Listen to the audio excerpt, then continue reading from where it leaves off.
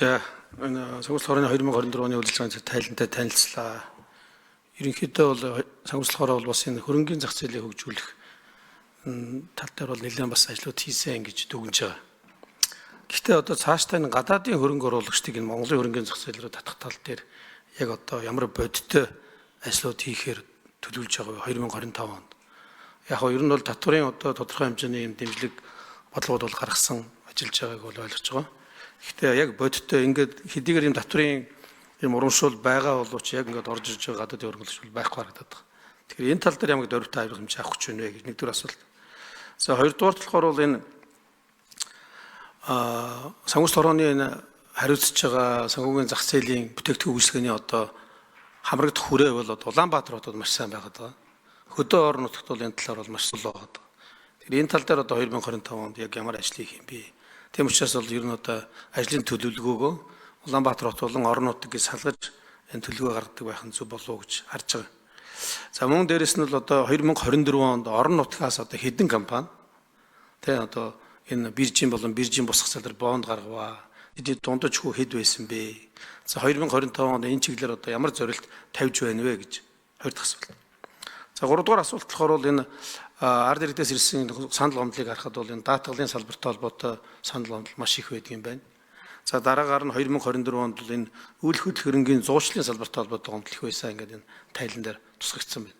Тэгэхээр энэ үйл хөдлөх хөрөнгийн зуучлалын салбарт одоо ямар гомдол байдгийг одоо борлуулалтын захиалгатай холбоотой гомдол байдаг юм уу? Эсвэл одоо шинэ байрны захиалгатай холбоотой гомдол яг ямар гомдлын тухай яригдаад байна вэ гэдэг нэг ийм гурван асуулт.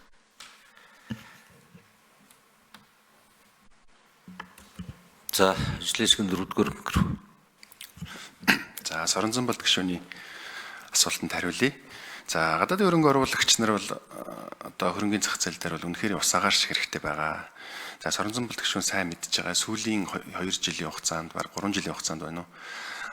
Санхүүгийн зохицуулах хорооны зүгээс салбарын оролцогч одоо мэргэжлийн байгууллага, банк санхүүгийн байгууллагууд за хөрөнгөний биржтэйгээ энэ гадаадын одоо санхүүгийн одоо төвүүдэд Хонконг, Малай, Хонконг, Шанхай, Сөүл, за тэгээд Сингапур, Нью-Йорк гэдэг энэ санхүүгийн төв болсон одоо орнуудад төв хотуудад энэ салбарын мэргэжлүүнүүдтэйг очиж ингээд хөрөнгө оруулалтын арга хэмжээнүүд хийгээд байгаа. За энд бол манай энэ банк санхүүгийн салбарын бүгд оролцдог. За энэ арга хэмжээний хүрээнд бол нилээдгүй одоо гадны хөрөнгө оруулагч нар бол сонирхлоо илэрхийлдэг. Манайд хөрөнгө оруулах сонирхлоо илэрхийлдэг. За бид бүхэн бол очиод Монгол улсад одоо хөрөнгөний зах зээл дээр ямар бүтээгдэхүүн байна, ямар боломжууд байна, татвар болон бусад одоо хууль эрх зүйн зохицуулалтын шинжилэл яаж одоо ямар төвшөнд хийгддэг гэдэг энэ мэдээллүүдээ бол тухай бүр ингээд мэдээлэлд явж байгаа.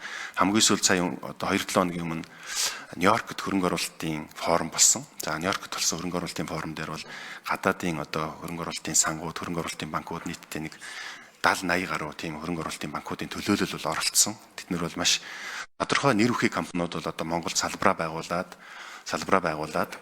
тэгээд үйл ажиллагаа явуулаад эхэлж байгаа. За энэ бол бас нэлээд тийм нааштай дуу мэдээ байгаа. Зүгээр биднэрт бол одоо ингээд тоо харахаар өнгөрсөн оны жишээ нь арилжаан дээр бол гадаадын иргэн одоо аж ахуйн нэгж гэхээр жишээ нь нийт арилжааны 0.7% нь гадаадын иргэн, за аж ахуйн нэгж 0.8% нь л оролцсон байгаа. Үнэхээр хангалтгүй үзүүлэлт.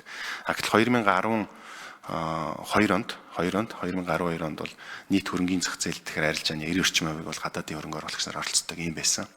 Тэгэхээр бид бүхэн бол одоо энэ дээр юм үе шаттай арга хэмжээнд хэрэгжилж байгаа. За улсын хурлаас 2024 оны 4 сард үн цасны зах зээлийн тухай хөрөнгө оруулалтын зан гэвэл болон татварын хуулиудад өөрчлөлт оруулсан. Энэ хуулиудаар бол энэ гадаадын хөрөнгө оруулагч нарт орж ирэх татварын нэлээдгүй юм таатай орчин үйлчилж байгаа. Тэгэхээр бид бүхэн энэ одоо арга хэмжээг цааш нь бол одоо маш хурдан ингэж шуурхай хэрэгжүүлнэ. За энд бас нэг зүйл хэлэхэд энэ оны 9 сарын 13-14-нд Азийн хөрөнгөний зах зээлийн форум Монгол улсад болох гэж байгаа.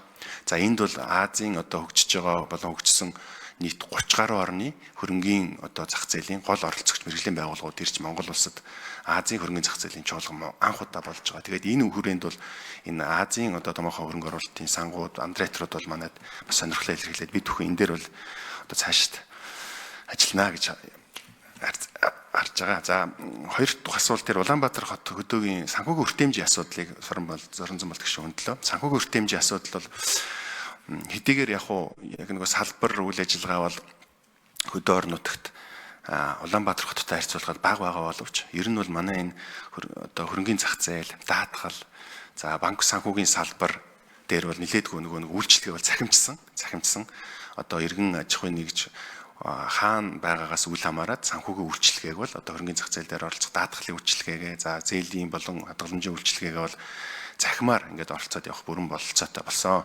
Тэгээ бид бүхэн бол одоо энэ 2025 онд юун дээр гол анхаарч байгаа гэхээр ер нь бол энэ орон нутагт санхүүгийн үйлчлэгийг цогцоор нь хүргэдэг тийм бичил санхүүгийн, гэхдээ энэ өөрөө ашигын төлөө биш гишүүдтэй үйлчлдэг ийм институцийг бол бэхжүүлэх ийм зорилготой ажиллаж байгаа. Үүний тулд одоо энэ санхүүгийн хадгалан зээлийн оршооны хууль 11 онд батлагдсан. Энийг бол санхүүгийн оршооны хууль гэдэг ийм агуулгаар өөрчилж орон нутагт бичил санхүүгийн үйлчлэгээ, зээл хадгаламжаас гадна бусад санхүүгийн үйлчлэгийг бол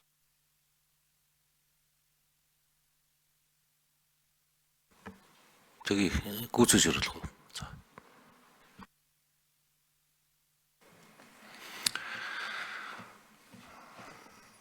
орон нутагт санхүүгийн одоо үйлчлэгээний үр хэмжээг илүү сайжруулахад бол энэ бичил санхүүгийн буюу санхүүгийн оршоодууд орон нутагт зээл хадгаламж, даатгалын төлөөлөгчийн болон бусад одоо энэ санхүүгийн болон соёлын эрх зайг бол хангаад ажиллах боломж нөхцөлийг бол бүрдүүлнэ гэж харж байгаа. За бондын хүү бол манайд өнөөдөр нийтдээ одоо хөрөнгөний бирж дээр нэг орчим их нийт хөрөнгөний бонд арилжаалагдсан байна. За биржийн бус зах зээл дээр 2 орчим хөрөнгөний бонд 2024 онд арилжаалагдсан байна. Нийтдээ нэг 100 гаруй компани.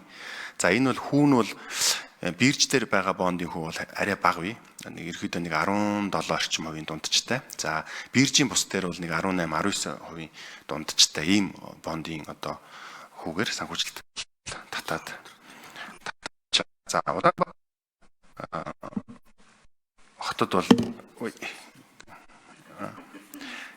орон нутгийн одоо бондууд сүүлийн үед орон нутгийн засаг захиранаас бонд гаргаж байгаа. Ялангуяа өнгөрсөн онд бол нийслэлээс орон нутгийн бондыг бол нийтдээ 500 тэрбум орон нутгийн бондыг бол 36 сар, 24 сар, 12 сарын хугацаатай 3 транчаар нийслэлийн засаг даргаас бол ийм бонд бол гаргаж байгаа. Тэгэхээр бондын санхүүжилт бол бас санхүүжилтийн бол нэг чухал ийм хэлбэр болоод явна. Зөвхөн аж ахуйн нэгжүүд банкнаас биш, одоо банкнаас гадна бондын санхүүжилтээр олон нийтээс мэргэжлийн хөрөнгө оруулагч нараас биржийн болон биржийн бус зах зээл дээр санхүүжилт татаад явах энэ бол боломж нь нийтдээ энэ дээр бол юунууд бол нэлээгүй ажиллаж байгаа. За үйл хөдлөх хөрөнгийн салбар дээр ер нь бол манай дээр үйл хөдлөх хөрөнгийн зуучлалуудыг бол бүртгэдэг. Нийтдээ нэг 350 орчим үйл хөдлөх хөрөнгийн зуучлалын компаниуд бол тусгай шууралтай.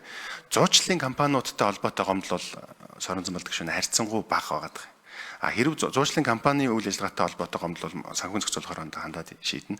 Зуучлалын